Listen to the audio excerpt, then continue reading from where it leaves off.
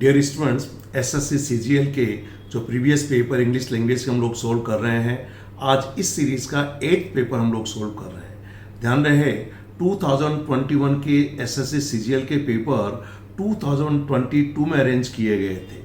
अब इन पेपर को सोल्व करना, जो इस बार 2021 में जो अभी वैकेंसी आई है, काफ़ी बहुत संख्या में ये वैकेंसी है, और इंग्लिश का चूंकि इंपॉर्टेंस भी पहले से बढ़ चुका है एसएससी सीजीएल में, इसलिए ये प्रीवियस पेपर के सॉल्यूशन देखना सभी सीजीएल जो एसएससी सीजीएल के एग्जाम दे रहे हैं उन कैंडिडेट्स के लिए काफ़ी हेल्पफुल साबित होंगे। तो आइए बिना टाइम गंवाए हुए हम लोग इस पेपर को सोल्व करते हैं। आपके सामने पहला क्वेश्चन है, और ध्यान दीजिएगा ये जो पेपर है, हाँ, ये एसएससी सीजीएल 21 का जो 13 अप्रैल को जो पेपर हुआ था 22 में, आफ्टरनून का, मॉर्निंग का 7th नंबर पेपर में मैं पहले सोल्व करवा चुका हूँ। तो आइए इस पेपर को हम लोग सोल्व करते हैं। पहला क्वेश्चन जो है वो वाक्य से रिलेटेड है, और यहाँ पर एक वर्ड है सक्यूलेंट का सिनोनिम पूछा गया है। सक्यूलेंट का मीनिंग होता है जो बहुत रसीला होता है, जिसमें बहुत ज़्यादा जूस होता है, तो उसे हम लोग रसीला या जिसके अंदर जुइसी कहते हैं, तो इसका सिनोनिम जो है यहाँ पर जुइसी है। बाकी अगर आप देखें जो शब्द हैं वो, जैसे डिसेंट कहा तो डिसेंट एक बिल्कुल अलग है। डिसेंट का मतलब होता है बहुत अच्छा, उम्दा, अच्छे लेवल का। कोर्स का मतलब देखिए, ये खुरदरा भी इसका मीनिंग हो सकता है। तो कोई व्यवहार में अगर रफ है, थोड़ा अक्खड़ है, तो उसके लिए भी हम लोग कोर्स का यूज करते हैं। ठीक ऐसे ही जो शब्द हुआ फाउल, इसके भी 2-3 मीनिंग है। फाउल का मतलब जो कहना चाहिए कि गंदा भी हो सकता है, डर्टी से रिलेटेड भी इसका मीनिंग है। तो फाउल का मतलब जिसमें बहुत गंदी स्मेल आती है, उसे भी कह सकते हैं। तो जो अश्लील चीज़ें हैं उसे भी हम लोग फाउल कह सकते हैं। लैंग्वेज भी फाउल हो सकती है, यानी जो भाषा वो अश्लील हो सकती है। तो यहाँ पर ये तीनों ही नहीं होंगे। यहाँ पे आपका सही आंसर जो होगा ये बिल्कुल नहीं होंगे। यहाँ पर आंसर होगा जुइसी। अगला शब्द आपका ग्रामर से रिलेटेड है। एक पार्ट को बोल्ड करके दिया गया है, अगर वो गलत है तो उसकी जगह इंप्रूवमेंट क्या होगा, और सही है तो नो इंप्रूवमेंट इसका आंसर आ जाएगा। सेंटेंस है many a man has succumbed to his temptation. Temptation का मतलब होता है लालच। अब यहां पर देखिए मेनी ए मैन हैज, इसको बोल्ड दिया है। ये सेंटेंस जो है बिल्कुल सही है। यहां पर मेनी ए के बाद सिंगुलर नाउन आता है और वर्ब भी सिंगुलर होता है। तो ये सभी चीज, हाँ, अगर यहाँ पर मैनी ए नहीं होता, सिर्फ मैनी होता, तो फिर ये मैन को भी MEN मन करना पड़ता, और हैज की जगह पे हैव होता। ये मैनी ए मैन, तो ये बिल्कुल सही है, वर्ब सिंगुलर है। ध्यान दीजिए, मैनी ए के बाद हमेशा जो नाउन आएगा ये भी सिंगुलर होगा, और जो फिर वर्ब आएगी वो भी मैनी ए और सिंगुलर नाउन के हिसाब से सिंगुलर होगी। पर अगर ये मैनी होता, सिर्फ मैनी, तो यहाँ पर ये जो नाउन होगा ये प्लूरल होगा, तो फिर जो वर्ब होगी ये भी प्लूरल होगी। इसमें कहना चाहिए नो इम्प्रूवमेंट रिक्वायर्ड। क्लियर? आइए अगला जो आपके सामने सेंटेंस है, ये बेसिकली वन वर्ड सब्स्टिट्यूट से रिलेटेड है। क्लियर है? और ये दिया हुआ sharpness and accuracy of judgement, कि किसी व्यक्ति के जजमेंट, निर्णय लेने की जो शार्पनेस है, उसकी जो सही है, जो एक्यूरेसी है, उसको लेके एक शब्द में क्या कहते हैं। तो आइए 1 by 1 मीनिंग देखते हैं। एक्सपीरियंस का मतलब तो अनुभव होता है। एस्टिमेशन का मतलब भी आंकलन या किसी चीज का एस्टिमेट करते हैं ना, कि उसका रफली ये खर्चा आएगा, या उसके बारे में अनुमान लगाते हैं। आंकलन करना है, अनुमान करना है। एक्यूमन का मतलब होता है बुद्धि की तीव्रता, यानी वो अपने दिमाग से, बुद्धि से कितना तेज है, उसकी प्रखरता, बुद्धि की प्रखरता, शार्पनेस ऑफ माइंड। तो यहां पर यही सही है, शार्पनेस ऑफ माइंड। नॉलेज का मतलब ज्ञान होता है, इसलिए ये होगा नहीं। तो यहां पर तो दिया हुआ sharpness and accuracy of judgement, तो यहां पर एक्यूमन बिल्कुल सही शब्द है। और ध्यान दीजिए, इस लेवल के वर्ड, ये वन वर्ड और जो सिनोनिम एंटोनिम में जो वर्ड पूछते हैं, हमारी युवांग की जो हाई लेवल वाक्य की बुक है, उसमें सभी इंपॉर्टेंट लगभग 2000 वर्ड्स हमने दिए हैं, जो SSC, CDS, NDA, bank PO और अदर पीएससी और यूपीएससी के एग्जामिनेशन के इंपॉर्टेंट वर्ड्स को कवर करता है, जिसमें सिनोनिम, एंटोनिम और वन वर्ड सब्स्टिट्यूट काफी कुछ कवर हो जाते हैं। एक्यूमन जैसे एडवांस लेवल वर्ड हमारी बुक में हाई लेवल वाक्य में मिलेंगे। आइए अगला आपका एक ईडियम पूछा गया है, ये होल्ड द की। अब देखिए, होल्ड द की के शाब्दिक अर्थ से भी आप लगा सकते हैं कि अगर आप यहाँ पर कहना चाहिए कि किसी कंट्रोलिंग पोजीशन में होना, आपके पास किसी चीज़ की चाबी है, इट मीन्स आपकी बिना चाबी के कोई भी, चाहे वो कार हो, चाहे गोडाउन हो, चाहे तिजोरी हो, वो खुल नहीं सकती. So if somebody is holding the key of something, it means he is in some controlling position of that organization. तो यहाँ पर इसका जो मीनिंग होगा to have control of something. बाकी आप बिल्कुल देखिए, to own the property, to keep a secret, to have the right of succession, ये कोई भी नहीं होगा. होल्ड द की का यहाँ पर जो मीनिंग है वो है कि पूरे अपना अधिकार उसके ऊपर होना किसी चीज पर, क्योंकि चाबी का मतलब ये है कि जिसके पास चाबी होती है किसी भी चीज की, वो उसी का माल होता है. ठीक, आइए अगला जो इसका है, ये आपका अगेन जो है एक ग्रामर से रिलेटेड है.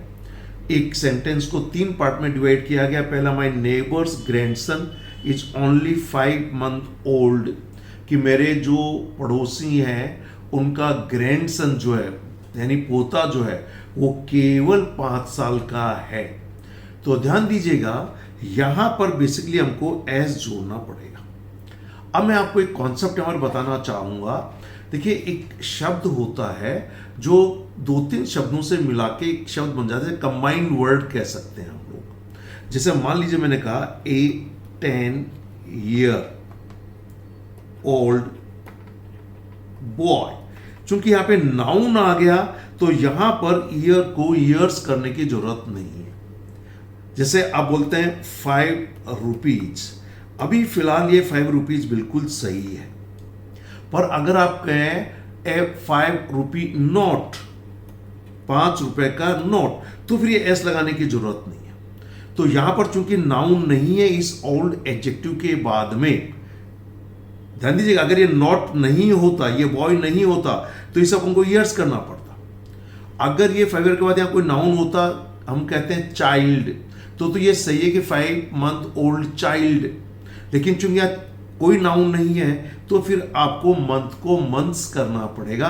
इट मीन्स आपका डी पार्ट यहाँ पर गलत है, तो आंसर हो जाएगा डी पार्ट. आइए अगला आपके सामने है सेंटेंस, और यहाँ पे एक पार्ट को बोल्ड किया गया, ऑर्डरिंग अबाउट माई सिस्टर. अगर ये गलत है तो इसका इंप्रूवमेंट क्या होगा? सही है तो नो इंप्रूवमेंट रिक्वायर्ड. सेंटेंस है, my father was always ordering about my sister. तो देखिए, एक बार देखते ही आपको यूं लगता है कि यहाँ पर तो ऑर्डर के बाद भी order somebody to do something, यानी यहाँ पर order somebody to do something, ये इसका स्ट्रक्चर होता है. तो यहाँ पर ऑर्डर समबडी डायरेक्ट कर सकते हैं यहाँ पर. तो ये अबाउट यहाँ पर क्यों आया? तो क्या अबाउट हटा देना चाहिए? क्या अबाउट हटा देना चाहिए? क्योंकि ऑर्डर के बाद ऑन तो हो नहीं सकता है, इसलिए ये तो पहले वाला तो वैसे ही गलत हो गया. क्लियर है? ध्यान दीजिएगा, यहां पर ऑर्डर समबडी अबाउट और अराउंड एक फ्रेजल वर्ब है. क्या है ये? Phrasal verb. ये फ्रेजल वर्ब होता है ऑर्डर समबडी अबाउट और अराउंड. इसका मतलब है किसी को अनोइंग तरीके से ऑर्डर देते रहना, आदेश करते रहना, ये काम करो, वो काम करो, यहां आ जाओ, वहां चले जाओ, जो लगातार किसी व्यक्ति को अपसेट करने वाला, झुंझला देने वाला, अनॉय करने वाला, जो अनोइंग तरीके से किसी को जो ऑर्डर देने की जो क्रिया, बार बार ऑर्डर देता रहता है, आदेश देते रहते हैं कोई ना कोई, तो उसमें हमको अबाउट लगाना होता है. लेकिन ये लगेगा किसके बाद? ऑब्जेक्ट के बाद. इसलिए ये अबाउट का यूज यहां होने की बजाय यहां पर होगा. क्लियर है? अब ये ऑप्शन देखिए कहां पर है, बी ऑप्शन में है. तो यहां पर कुछ लोगों को ये गलतफहमी है कि साहब यहां से अबाउट हटा देना चाहिए. क्लियर है? लेकिन यहां पर हटा देना सही कोई ऑप्शन ही नहीं है, और गलती है यहां पर, ऑर्डर सही जगह पर नहीं है, अबाउट जो है वो शब्द सही जगह पे नहीं है. ठीक, आइए अगला आपका सामने जो है इनकरेक्टली स्पेल्ड वर्ड, यानी 4 शब्द दिए गए हैं, एक शब्द की स्पेलिंग यहां पर गलत है. अब ये स्पेलिंग किसकी गलत है वो आपको देखना है.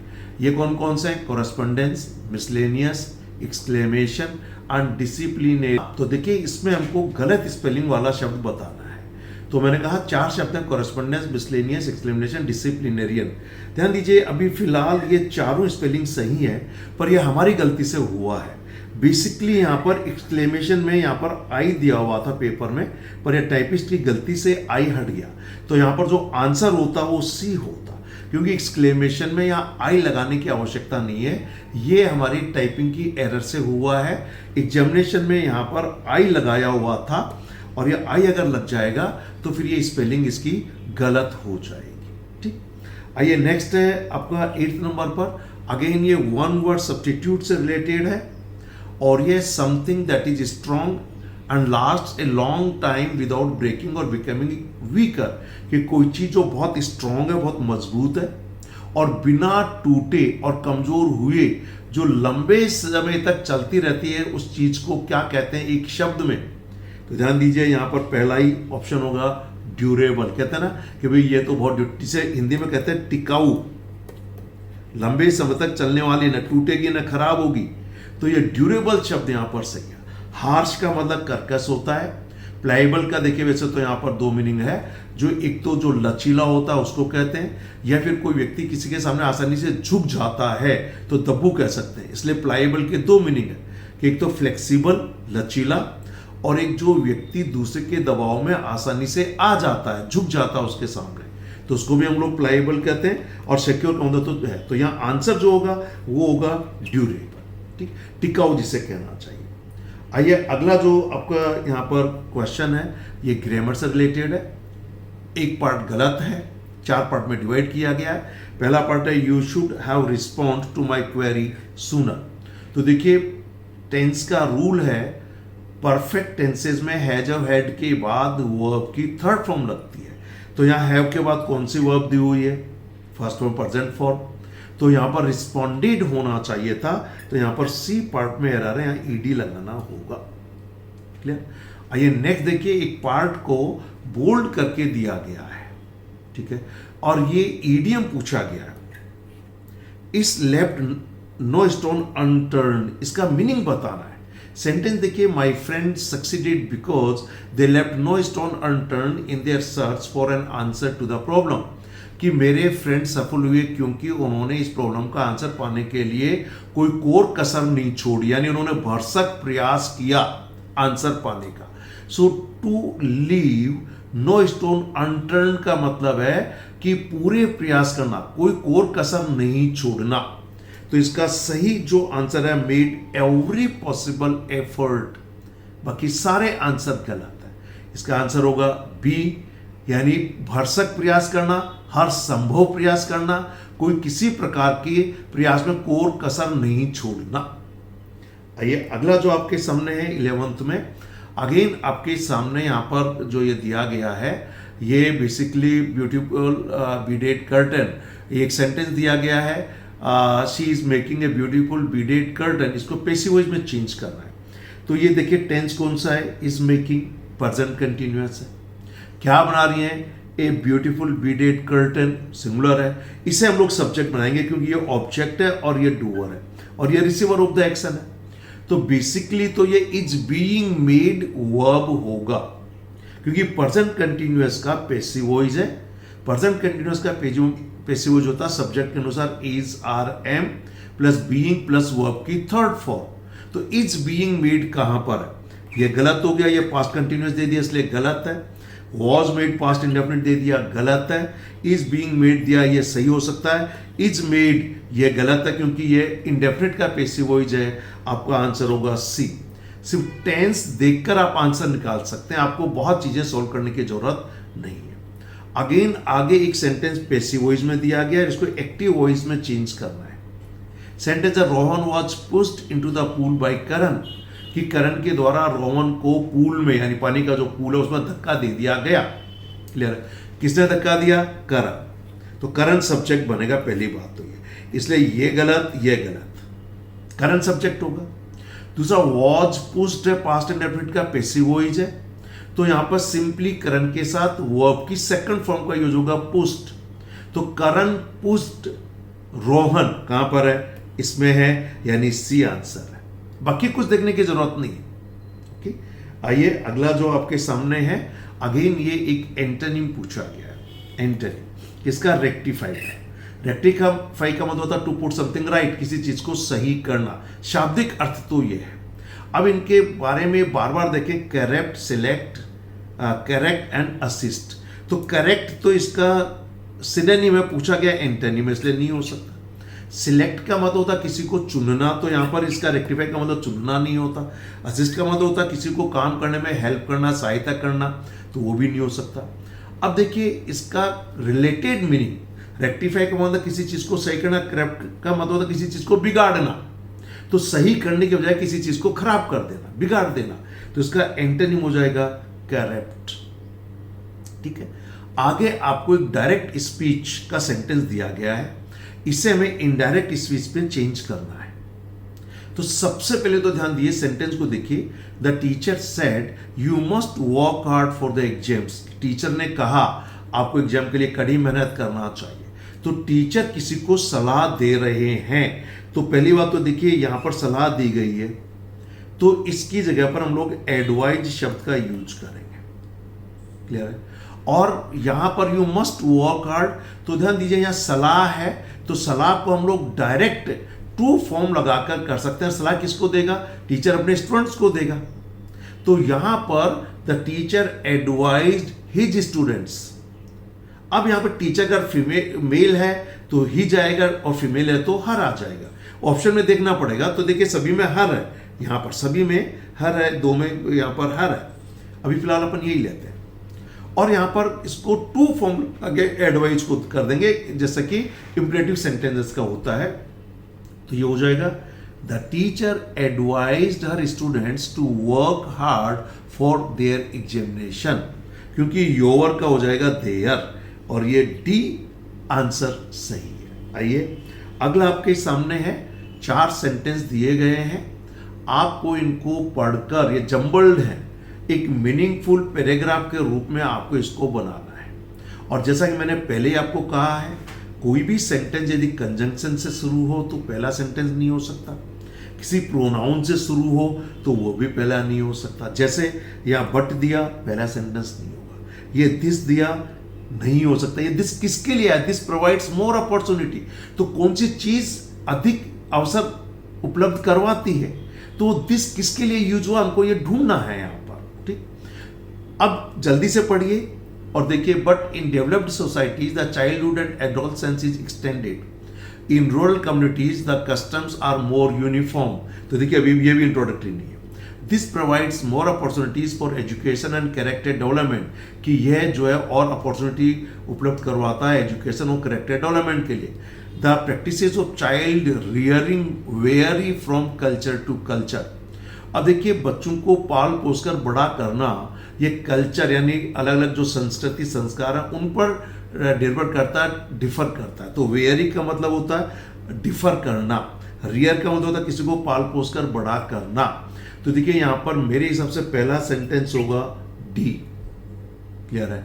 So the practices of child rearing very, very का मतलब अलग अलग होना, फ्रॉम कल्चर टू कल्चर। तो डी किसमें, वही आंसर होगा, बाकी नहीं हो सकता। तो ये दो तो आउट ही कर दीजिए। फिर देखिए इन रूरल, अब ये बट इसका कॉन्ट्रा सेंटेंस नहीं है, इसलिए ये नहीं होगा। ठीक है, तो यहां पर जो लग रहा है, in rural communities the customs are more uniform. और जो ग्रामीण क्षेत्र है उसमें ये कस्टम जो ये प्रैक्टिसेस हैं ज्यादा एक रूप में है। तो ये डीबी होना चाहिए, ये आंसर होगा डीबी एसी। बाकी आप मिलाएंगे तो ये सही हो जाएगा। ठीक, आइए अगला, अगेन आपका सिनोनिम पूछा गया है डिसरप्ट का। डिसरप्ट के 2-3 मीनिंग है। एक तो अड़चन पैदा करना, बाधा पैदा करना। एक कहना चाहिए किसी चीज को छिन्न भिन्न कर देना, किसी चीज को भंग कर देना। कोई बातचीत हो रही है तो उसको डिस्टर्ब कर दिया, अड़चन पहुंचा दी, बाधा पहुंचा दी, उसको भंग कर दिया।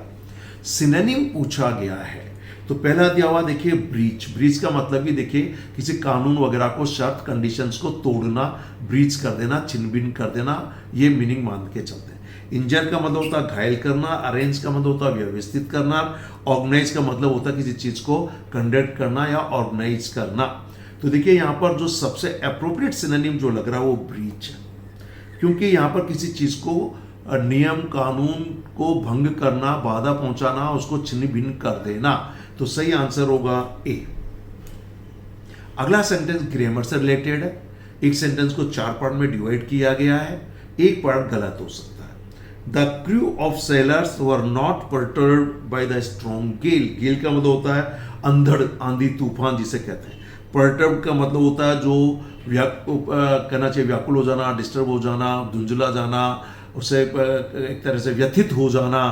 ठीक, तो ध्यान दीजिए यहाँ पर द क्रू ऑफ सेलर्स, ये इनका जो क्रू है, टीम जो है सेलर्स की, तो ये यहाँ पर सिंगुलर सब्जेक्ट के रूप में माना जाएगा, इसलिए यहाँ पर वर नहीं होगा, वॉज होना चाहिए।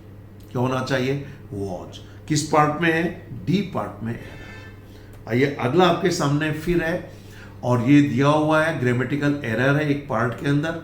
वो ग्रामेटिकल एरर किस में, आपको ये बताना है। हालांकि ये इनडायरेक्ट स्पीच में दिया हुआ है। द मैनेजर सेड, इसका मतलब इसको उसमें इनडायरेक्ट में नहीं बदलना है, किसी एक पार्ट में गलती है।